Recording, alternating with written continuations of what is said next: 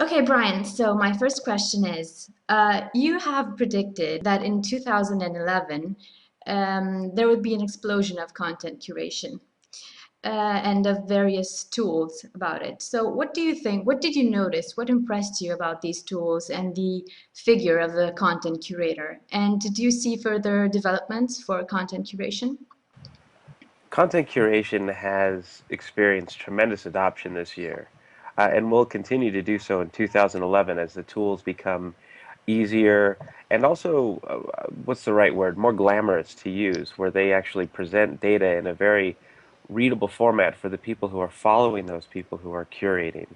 Uh, the other thing that I have noticed is that it has taken away from proactive content creation because it is so easy to take the content of others and just put or wrap your words around it. But to what extent that has had an impact, I'm not sure. But it is profound because it does allow, for example, the formation of not just curation based conversations or engagement, but curation based interest graphs. So, for example, you and I have interests in technology, maybe new media, mobile media, and the content that I curate and that I put my impressions upon might have interest to you. So, therefore, our relationship grows stronger based on the content that I'm packaging to share with you. Extremely clear. I will thank Giuseppe Mauriello for that question, and I'm Thank you, going Giuseppe. and I'm going to go on with the following one, which is by Fabrizio Faraco, and he asks, there are many services that measure influence, but what is, in Brian's opinion, influence? None of these tools measure influence at all. They measure social capital as it relates to how someone might interact in Twitter, Facebook, LinkedIn, but it does not measure influence. Influence is not a word that can be manipulated by new media or technology. Influence is very clear in how it's defined. It is the ability to cause effect or change behavior. Clout, peer index, mblast, you name it. They track sort of a standing based on their own proprietary algorithms of, say, you and me in a particular network. Um, and even to that extent, some could argue that that social capital algorithm is incorrect because social capital is something that's earned and it's also spent as you interact not just in digital networks but in real life. The true measure of influence is to test those numbers. So, for example, we see a lot of brands who that are giving away products and experiences to consumers who have a score of 50 or higher, for example. What does that mean? Well, as a brand, you can test that. You could say, we have 60% unawareness in the marketplace, and we would like to increase awareness. So we will do these things, and we will change behavior. Or it could be as simple as we will cause the effect of people recommending our products or people buying our products. Those have outcomes, but the true measure of influence is going to be the person at the end measuring what happened after the campaign. A further question by Francesca Ferrara is about new publishing tools. So the question is, the publishing startups that regard the birth of new online newspapers, what do you think are the errors that they should not do, and how could they enhance their business model? Well, that sounds like I could solve a lot of problems in one answer. I can tell you that I've talked to a good number of new media properties that are asking these very questions because they are taking quite traditional business models and packaging them in a new format. And also not just a new format, but in terms of how they structure uh, their employees. I'm actually asked this question quite a bit, and I've worked with a lot of new media properties to help them solve the business model questions and problems for the future. It's ironic that many of them actually begin with traditional business models in terms of how they monetize their properties. But what is noticeably different is how they're structuring their employee framework and the types of monetization strategies that they're considering. It's really interesting how content becomes a play here where original series, engaging types of experiences become monetizable. So you don't necessarily have to sit there and watch a pre or post roll ad on a particular content, or have some really horrible island come floating over the content as you experience it, so that you have to be forced to go through this advertisement. There are ways to create an experience that people will enjoy. It just takes, I don't want to just say creativity, but it also takes a way to make people feel like it's worthy of of engaging, right? So let me put out a challenge to anybody creating a new media property. We live in an era where people can skip ads, whether it's on television, whether it's online. If you look at any heat map study on where eyeballs are focused on the screen, it's never on the advertisements. It's always on the content. So what if you made the ad worthy of engagement? What if you made the advertisement something that was so compelling, something that was so fascinating that it not only sucked you in, but also made you share it? That's what the future of this is all about. It's not just about consuming, it's about sharing. And we live in a world where sharing is actually taken for granted. We have the ability to share content, and we don't appreciate the ability. Goes back to our question about curation earlier. We don't appreciate the ability to actually package these things and share them with others in ways that actually improve our dialogue. Advertisement, monetization, these are all things that can be part of it. We're just not thinking about it that way. Old Spice did a great job in terms of making commercials that were so fascinating and so funny that it was worthy of sharing. Evian roller babies. And these are just two classic examples of what are basically advertisements. But what if you made original series out of them? What if you made them something that I had to share with you because it was so fascinating? It's a difference in methodology and a difference in philosophy, but those can be monetizable and those can be packaged and sold. Okay, so I have a few further questions from other readers. One is Roberto Favini, who has quite a few questions for you. So the first one is, which skill or role is now lacking in media companies? How must the organizing level of a media company change to be able to manage contemporarily old and new media? And when you ask about media company, do we are we referring to a newspaper or a publication or a television? I don't think it's not specified, but I think he intends all of these. Well, if you think about it, they are those they are amongst what I call digital Darwinism. They are the greatest threatened types of industries in digital Darwinism. And digital Darwinism is when consumer behavior, technology, where all of these things start to evolve faster than your ability to adapt. And as we saw with digital, especially in Web 1.0 and now in Web 2.0 and social media, media was greatly threatened because it was democratized to create content and distribute content. That's why we see so many individuals now who have sort of risen above even the most sacred of brands out there. However, it's also an opportunity for a renaissance for these properties to recognize that they can plug in to what I call the human network, you and me, our connections, that we share all of these interests. We can take really fascinating stories or experiences that we see on television because we'll take our devices with us everywhere we go, or you and I on this notebook. It's very easy for me to now take content and push it. We live in a society where it's easier to share content than it is, honestly, to create it, no matter how easy it is to create a blog or create a Tumblr account. Uh, the reality is that it's easier to take something and just push it out. So whereas we're a curator, we're also a publisher, but really what we're doing is sharing very interesting content. CNN in America shared some very interesting stats that I don't have in front of me, but it was to what extent their stories were shared on Twitter. And it was something astounding, like one story every second from CNN.com was shared on Twitter.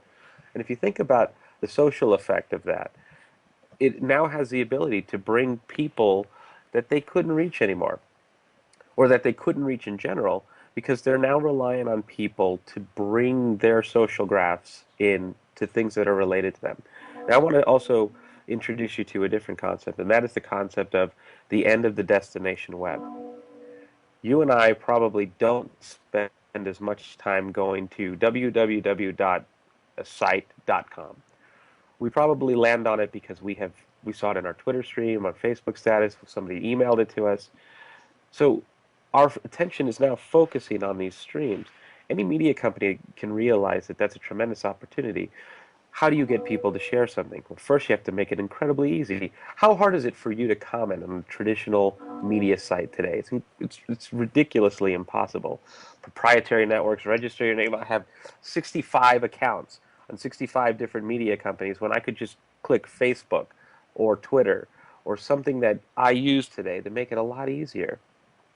This is something, again, that has to start from the top, that we recognize that this is a new opportunity, and to what extent that we embrace new technology in a way that not just stops digital Darwinism, but also gives us an opportunity to embrace new business models.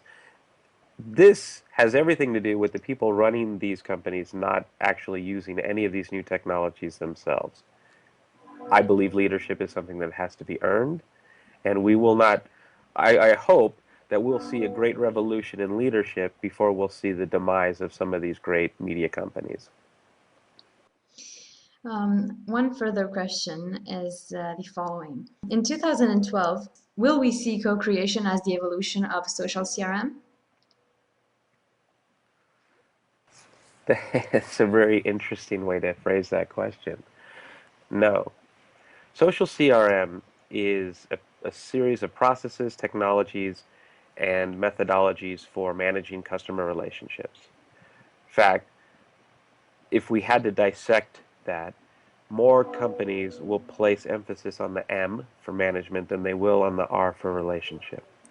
Co-creation is an act, meaning that people, regardless of whether you want them to or not, are going to share their experiences about your company within their human networks.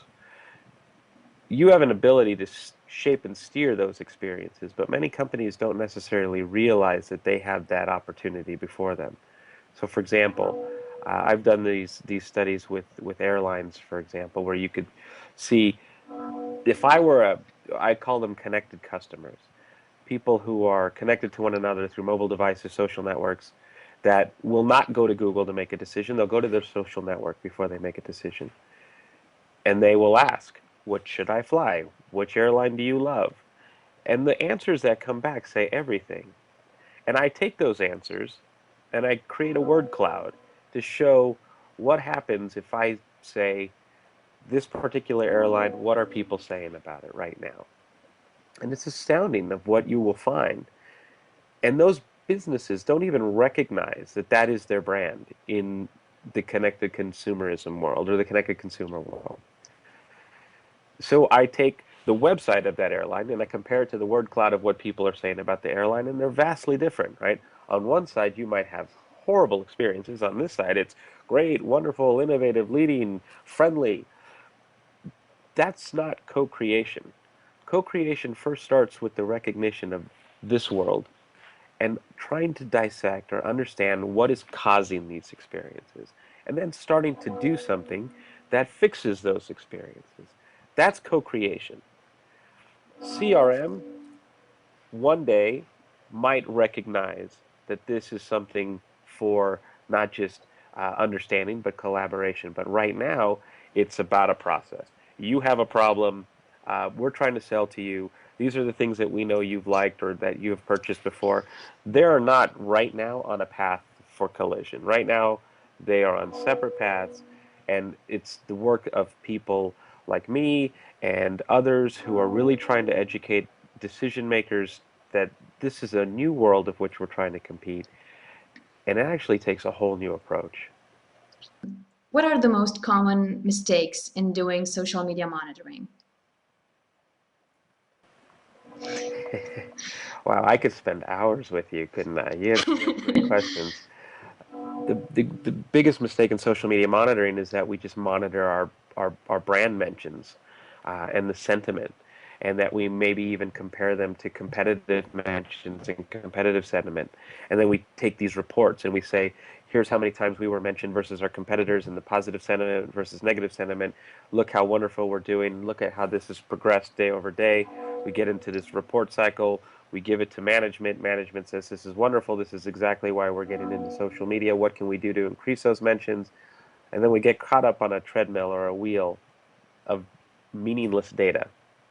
It's not about what people are saying. It's about what people are not saying. It's not about how many mentions you have. It's about how many mentions you don't have. It's not about how many likes or comments or tweets or followers you have. It's about how many you don't have. See, we're at the beginning of all of this, and we're building infrastructure around what is versus what isn't.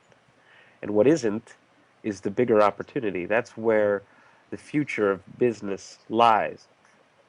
Social media monitoring, by default, creates a reactive business model, meaning somebody says something, we do something. You have a problem, we react.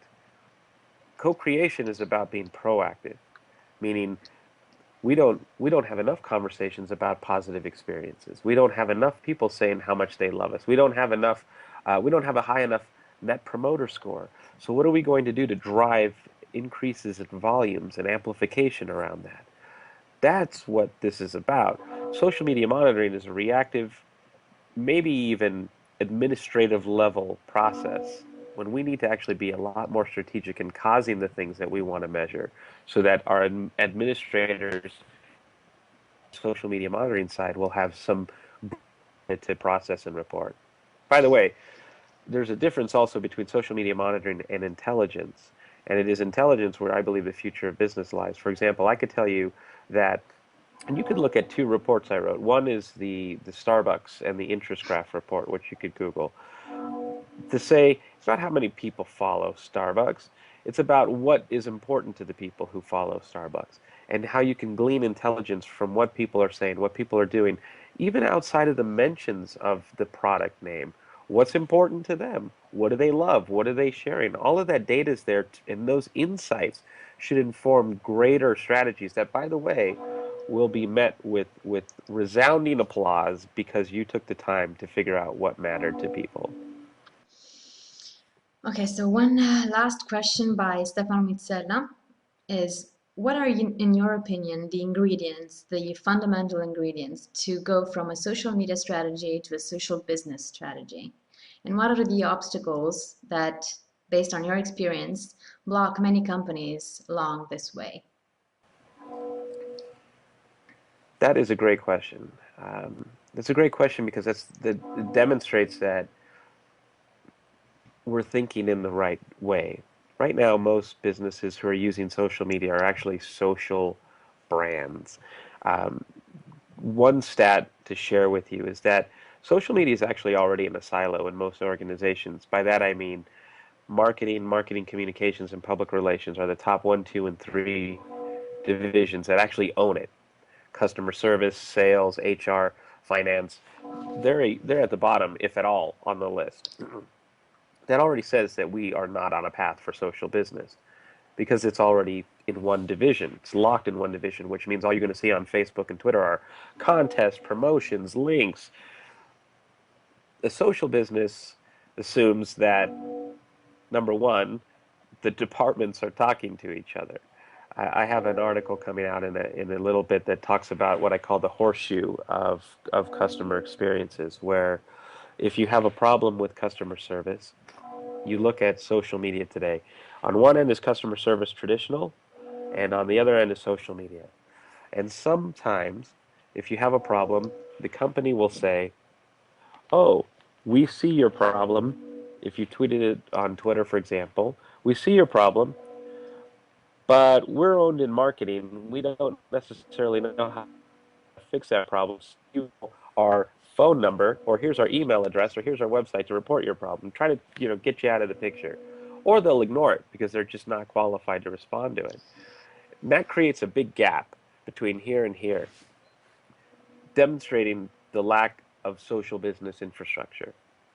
I actually don't believe the future of this is about social business at all. I actually believe it's about what I call an adaptive business. A social business assumes too much great power in social media, when in fact social media is just one part of this evolution. That's like saying, are you an email business? Uh, yeah, I suppose sales uses email and HR uses email. Social media are just channels. They're channels that are wonderful because it gives you direct access to your customers, your stakeholders, your influencers. But it's what you put in those channels that matter. And it's how you work with the departments that say, we have this person who has this problem or who needs this resolution, and how we work together to use those channels to improve experiences. The thing that's missing in most businesses today is an adaptable infrastructure or a culture of customer centricity or a culture of one. And I say one because we don't act as one company. We act as different business functions in silos. That's okay. That's worked for 100 years. But now, the future of all of this is an adaptive business model where we could recognize trends and emerging opportunities and changes in consumer behavior, where we can change or bring about change within the organization so that other people who haven't worked together will work together to build better customer experiences. Then social media can be one of the ways that those customer experiences are fortified. I will say this, it's what my whole book is about right now. It's called The End of Business as Usual. The first half says, I think actually the first words are, this is not a book about social media. This is about how consumer behavior is changing and how consumers are changing how they make decisions. And more importantly, how they influence and are influenced by one another. Do you know what I found? Is that there isn't any one type of consumer anymore. There's several classes of consumer, being this idea of a connected consumer. Businesses are good at trying to reach everybody. But how a connected consumer, how you and I make decisions, is not at all how our parents make decisions. It's not at all how our aunts and uncles make decisions. So why would a business try to reach us all the same way? The idea is that here's to what extent a connected customer is impacting your business. The second half is here's how you bring about change in the organization, because that's the hardest part. I can't win with any executive with a social media conversation. I can't tell you, Twitter is huge, Facebook is huge. You have to believe me. We need to change our business. They're going to say, are you kidding me? I don't use Facebook. My kids use Facebook. What we have to do is just demonstrate by data, by trends. This is to what extent all of this is changing, and here's what we need to do about it. Here's how to build a change management team. Here's how change within the organization is going to be great. Here's how it's going to work for employees. So it's a bigger struggle, and it's not a struggle that's going to be one about with social media. It's going to be one because we understand who our connected customers are and how they impact the bottom line and what we need to do about it. My last question, which is my favorite question actually, is what is the question that nobody ever asks you, but you think is really relevant at the moment?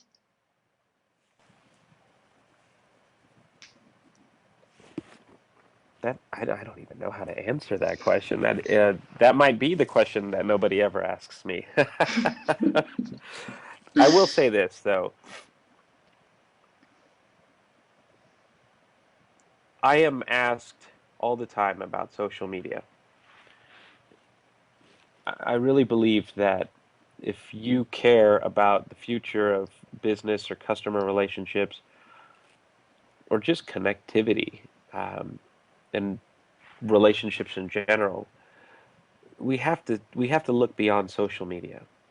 So I'm always asked about social media. I'm never asked about what does this mean for the greater impact on culture, society, business, governments.